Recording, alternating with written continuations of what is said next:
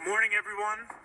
Welcome to Gardner Auditorium. I'd like to call this hearing of the Joint Committee on Public Safety and Homeland Security to order. I want to thank all the stakeholders, public officials, and members of the public for making time today to testify. Before we proceed to testimony, I'd like to recognize and introduce members of the committee here with us today, and I'll turn it over to my co-chair, Chairman Dan Cahill, to introduce House members. Thank you, Mr. Chairman. Good morning. My name is Dan Cahill. I'm the Chairman of the House Committee on Public Safety and Homeland Security. As you can tell, my voice is hoarse, so I won't be speaking much today, much to your delight. I'll allow my colleagues to introduce themselves. Good morning. I'm State Representative Michelle Socolo from the 15th Middlesex District. Good morning. I'm Amy Sangiolo from the 11th Middlesex District. Good morning. Omar Gomez, 2nd Hampshire, East Hampton, Halley, South Halley, and Granby. Good morning. My name is Stephen Exaros. I come from the 5th Barnstable District on Cape Cod. Rep. Ken Sweezy, 6th Plymouth. Good morning. Richard Wells, 7th Norfolk District. Thank you very much. And I also want to recognize Senator Fernandez, who is joining us virtually. Just to lay out some ground rules, we want to be respectful of everybody's time, and we have a number of testifiers here today. We ask that all oral testimony be kept to 3 minutes. I'd also advise everybody here that the committee will accept written testimony on all bills before the committee and within our jurisdiction up to the time that we take action on a bill. We will also be hearing testimony based on bills posted on the hearing website. And when it is your turn to testify, please make sure to clearly state your name and the bills you are testifying on for the record. We will take public officials out of turn as a courtesy. And also, I'd ask everybody to note that this session is being live streamed on the legislature's website, and a recording will be available to the public afterwards. Due to the volume of testifiers for certain bills, the chair reserves his right to hear bills out of order. To begin our public testimony today, I'd like to invite Senator Peter Durant.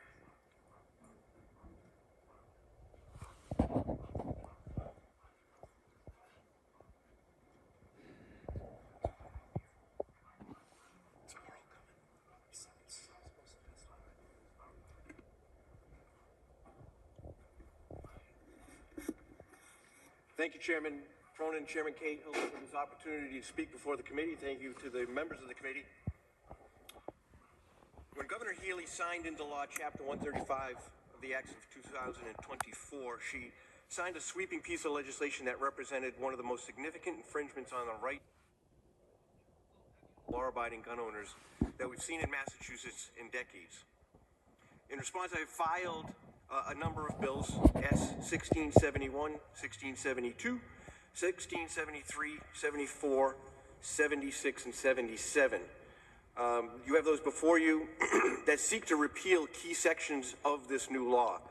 Each of these measures is designed to address areas where Chapter 135 overstepped, where it placed new burdens on responsible citizens rather than addressing the true drivers of crime and violence. The law expands so-called sensitive places where lawful carry is prohibited, limits lawful transfers, and redefines possession in ways that criminalize conduct that has long been legal and responsible. It imposes new restrictions that are confusing, punitive, and most likely unconstitutional. The result is a law that is so broad and unclear that in some instances, law-abiding citizens are turned into criminals overnight. Not because they've done anything wrong, but because the goalposts have been moved by their own government. That kind of uncertainty is unacceptable in our society today. But let me be clear. We all share the goal of keeping our communities safe. But public safety cannot come at the expense of constitutional rights.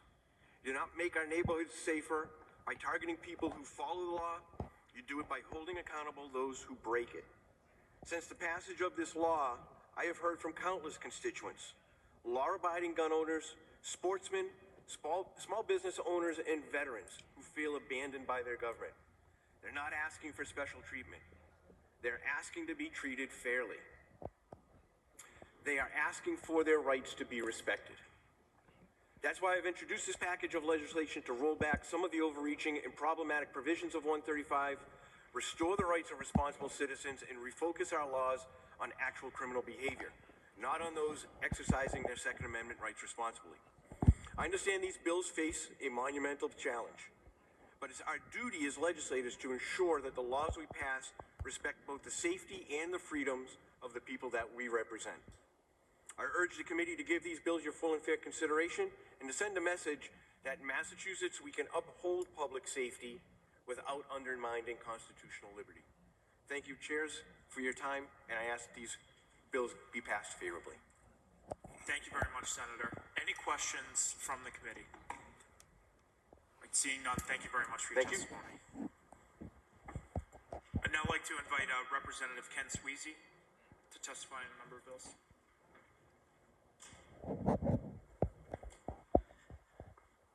Thank you, chairs. I will be very brief. I filed the House companion bills to Senator Durant, so you heard some of the specifics about each, what the bills do specifically and how they're affecting law-abiding gun owners. I would just like to speak briefly about the overarching way that this law came to be. And while we believe in this public hearing system and this good faith discussion, and all believe that public safety is of the utmost important, of course, when a ballot petition is signed and unfortunately the governor goes beyond that process, when residents are making their voices heard, and we use an emergency preamble to override this process, to at least suspend this law so that we can address many of the things that the senator just discussed. It's unfortunate that we can't have a process where stakeholders are at the table. Shortly after this law was signed, the state police themselves came out and said that many of these things are completely unenforceable.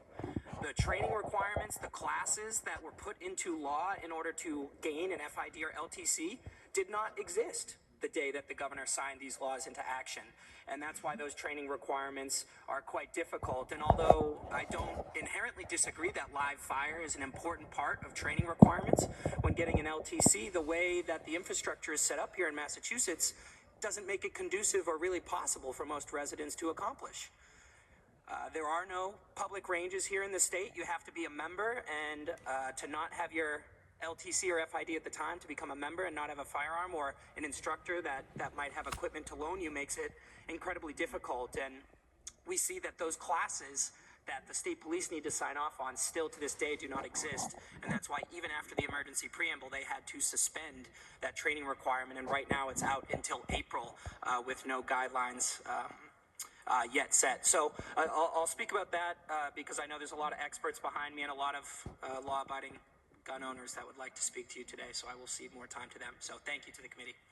Thank you very much, Representative. Any questions from the committee? Please. Thank you very much. And normally I wouldn't question a colleague on some of these issues, but I feel like I need to correct a few misstatements that you made. You weren't a member of the legislature at the time that we passed this bill, were you? Correct. All right. So I want you to understand sort of the process that we used to get this bill passed.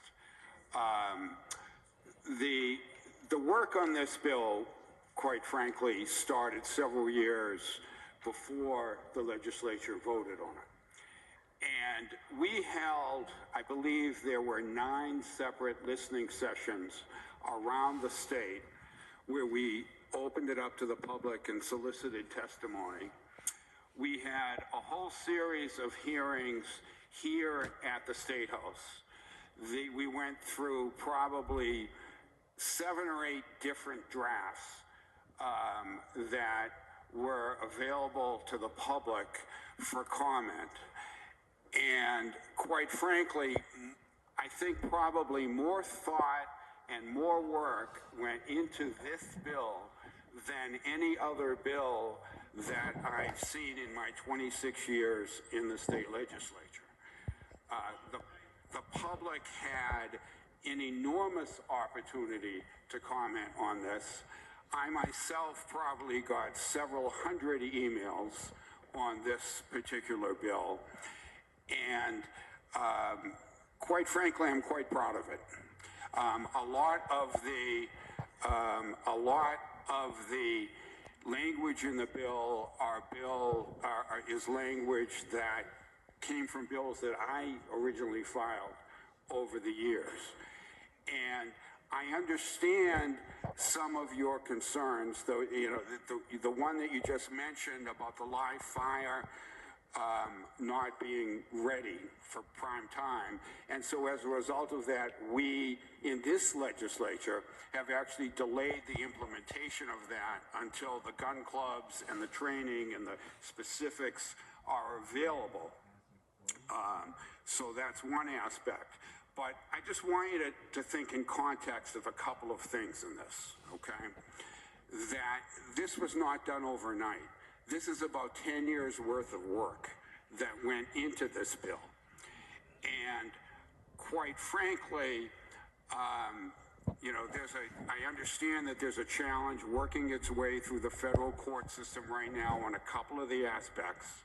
You know, that will eventually probably make its way to the U.S. Supreme Court. There is a ballot question, as you referenced, on whether or not to repeal this next year. It will probably appear on the ballot. But the bulk of this law, or the changes that we made to the gun laws in the last legislature, they've now been in effect for a year or so. And quite frankly, I don't think the sky has fallen. I really don't. We can let this play out. We can let it play out in the court system. We can let it play out in the ballot question system. And quite frankly, a lot of what you're talking about just doesn't jive with the facts. And one fact that you have to keep in mind is that Massachusetts is the safest state in the nation as far as gun violence goes, okay? Well, that's what the statistics say. Mr. Chairman, so I think I'm quite proud of this bill. Virtually every one of my colleagues voted in favor of this bill, I will say. And it is something that the goal of this bill, quite frankly, was to make Massachusetts safer. You know, there's a basic premise in gun law that is that anyone who does any type of research in this shows is that the more guns that are in circulation, the more gun deaths. The fewer gun laws that are in circulation, the fewer gun deaths. Virtually every single state in the nation follows that stat. And I'll yield back to the chair. Thank you very much. Representative. Thank you, Chairman. And thank you to my colleague. I'm one of the ones that voted no on the bill when I was here, when it was heard.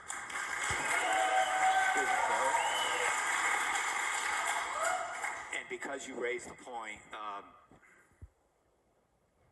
you're new. Yep.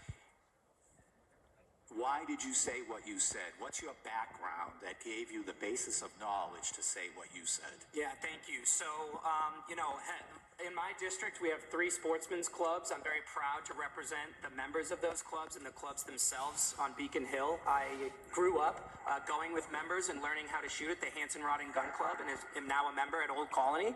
I went on to work in law enforcement for 4 years, where I saw the effects of illegal guns, and I can't think in my 4 years I touched about 500 homicide cases, and can't think of a single case off the top of my head where a legally had gun was used in a crime that didn't have a previous record of another violent act. So when this law criminalizes those lawful gun owners, it has no bearing on the reality of the ground. Massachusetts was already the safest state 2 years ago. So Chapter 135 has not changed that fact, and I appreciate the representative's history and education lesson. And I just question, you know, if this is a law that took 10 years and some of the best work that this body can do, I really question the totality of the work our body's doing at times.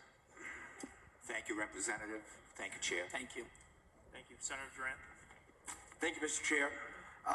I certainly appreciate my good friend from Native. We've had these debates before around the state, and I think it's important to remember this is a bill that took a long time. But I think what bothers me the most is for a bill that's so well thought out, that took so long to do and so long to get right, that we had to suspend so many pieces of it because it wasn't ready for prime time. That we had to get to a point where it was really questionable about how we would enforce some of the provisions of it. So we decided, well, we're going to have to suspend this. We'll have to wait. We'll have to do different things. So I would argue that I think my good friend from the Cape made a very good point, or you did, Rep, that if this was the best we could do, then I question what this body puts forward. I think it's important that we understand that this is a fundamental constitutional right, and we need to err on the side of caution. We need to err on the side of prudence, and to make sure that our state is safe. As you stated, Representative, we have a very safe state, and these provisions weren't needed. And when we ask who's been made a criminal overnight, without getting into the details of a case, we had in my district, we had a gentleman who was arrested because he traversed the state with a legally owned firearm from another a resident of another state, and has spent over 100 days in jail simply for possessing that. I've had countless people call and email from out of state who didn't understand, how can I come into state to hunt? Is it possible? What do I have to do? So very confusing as we've kind of gone forward with this bill. And I think that if this is the best we can do, then we really need to do a lot better. And it's prudent for us to step back. It's prudent for us to make sure that we got this right, which we just haven't done. Thank you, Mr. Chairman. Thank you very much. We are nearly 20 minutes into this hearing right now, and I just would remind all my colleagues, we have the opportunity every week to debate each other on the floor. The purpose of this testimony is to hear from the public, and we're looking forward to hearing for all your voices. So I want to keep this moving, but Representative, I'm very grateful for your testimony. Thank you. I'd like to invite our first panel, Toby Leary, John Malwini, Antonio Miles, and Brittany Gursky, to testify in H2618 and S1671. You got it.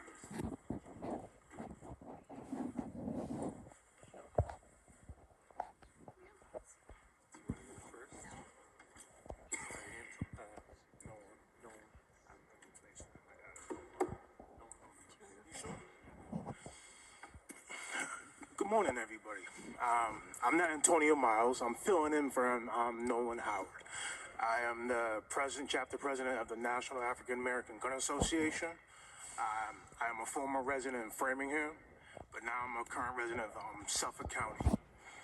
So for chapter 135, I can personally say, as a firearm instructor as well, this is an abomination. It's on my civil rights on the behalf of all the African American communities. For people who don't live in Boston, Representative Linsky, you say personally that we are the safest state in Massachusetts when there was a shooting about 3-4 weeks ago on Hiawatha Street in Mattapan, where I live in Walk Hill. So how are we the safest state in Massachusetts when that bullet could have hit my 3-year-old son? How are we safe?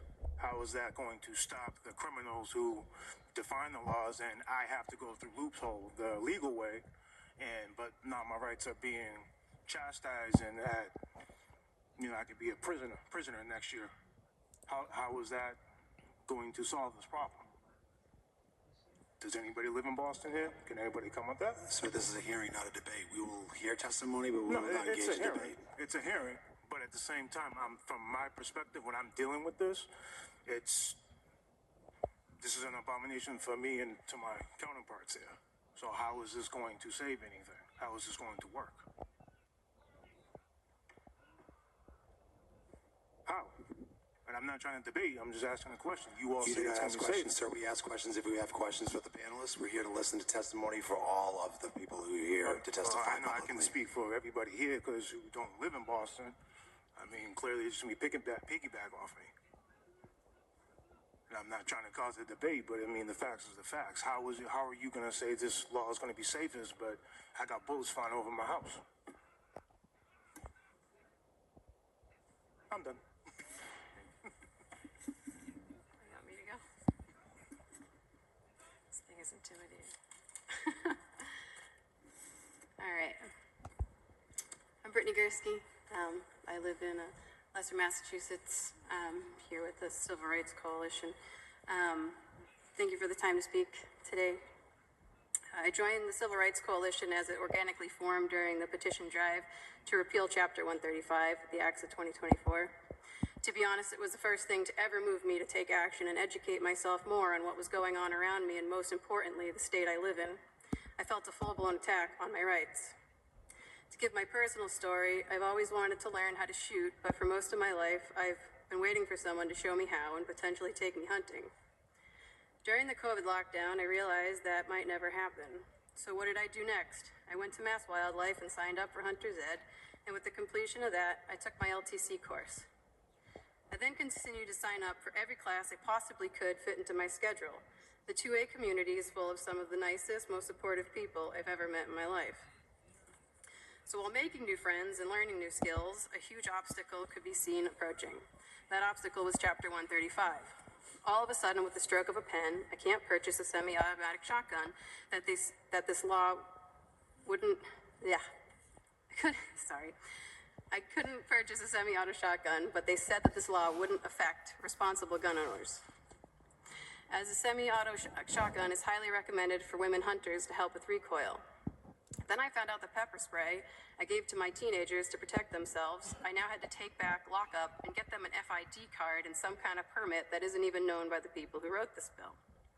My own father had to skip deer season because he suddenly needed an LTC versus FID, even though he's been legally hunting deer with an FID his whole life. So just like that, my father wasn't able to put food in the freezer, my children are out of the most basic level of self-protection, and I can't purchase the firearm I intended to use to provide food for my family. As the suggested solution is, you can borrow a gun. But that limits me to 7 days, and after that, I must register the transaction. Most hunting seasons, however, run a minimum of 2 weeks, and most families are hungry 365 days a year. This alone is an unfair restriction that makes me wonder how it's helping to control criminals. As far as I can see, it's only helping control and keep food from making it to my table. As a mother, I want to protect and provide for my children. Chapter 135 restricts me of that, which is my constitutional right.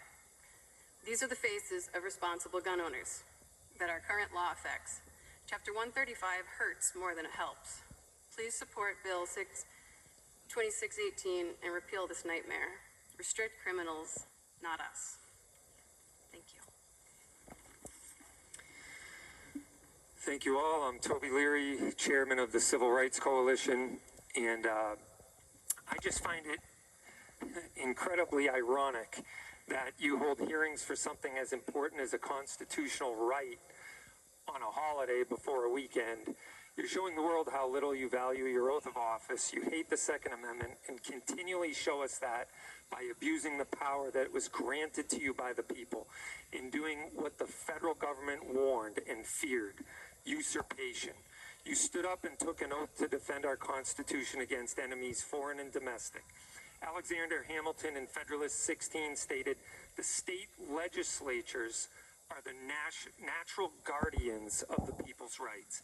You have become the natural enemies of the people's rights. Instead of protecting the people's rights, you've chosen criminals. The soft-on-crime approach to criminal justice is killing the residents of Mass. We have more murders through October of 2025 than we did all of last year. We see people who assault police in our cities and then get released on $500 bail. But a decorated Air Force veteran who moved to Massachusetts for a better life for his family gets incarcerated for over 125 days without bail for exercising a constitutionally protected right to keep and bear arms. When bail is finally granted, it's set at $10,000. You're painting a clear picture that you value criminals over lawful, peaceful citizens. We have constitutional rights in mass and under the U.S. Constitution, but they're treated worse than aliens. We're treated worse than aliens from a foreign country.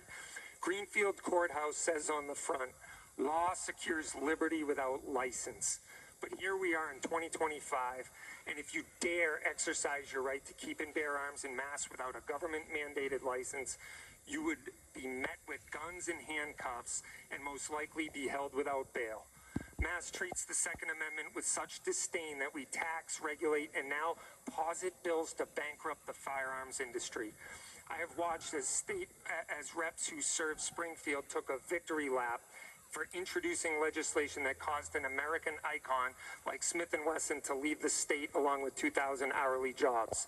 I stand in support of Senator Durant's bills to repeal Chapter 135, Rep. Gaskey's bills, Sweezy's bills, all to repeal Chapter 135. You can do the right thing.